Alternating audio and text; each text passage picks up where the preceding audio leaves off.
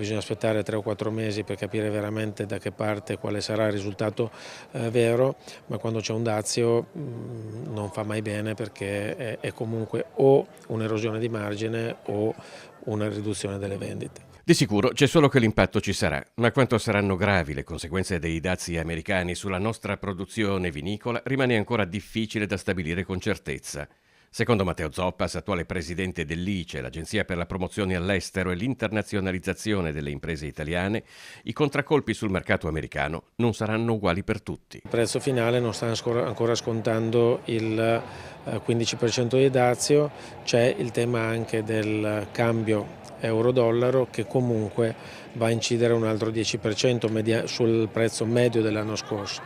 Quindi alla fine l'onerosità potrebbe essere di un 25% in più, ed è chiaro che col 25% ci sono alcuni prodotti che magari sono quelli un po' meno, che hanno un'identità un po' meno forte, che possono essere cambiati con altri prodotti che in questo caso possono essere non italiani. Nel corso degli ultimi decenni il comparto vitivinicolo veneto ha conosciuto una crescita continua e il Prosecco si è imposto come un marchio di successo internazionale. Di fronte alla nuova sfida, il settore non può che proseguire con la politica adottata finora. Continuare a stare insieme, primo obiettivo, e far capire l'importanza dello stare insieme. Attenzione, non sto parlando di stare insieme solo come produttori, cosa che comunque dobbiamo continuare a battere come tasto, ma come comunità.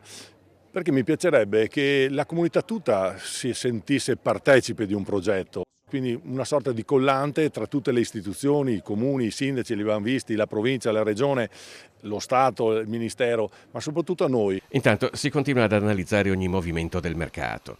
Al momento si sta assistendo, dice Zoppas, ad una riduzione sia del sell-in, cioè dei prodotti acquistati dai punti vendita per essere venduta nei negozi, che del sell-out, vale a dire i prodotti comprati dai consumatori. Sono stati fatti i magazzini in funzione degli annunci che sono stati fatti dai dazi, quindi bisogna capire ancora quanto ce n'è.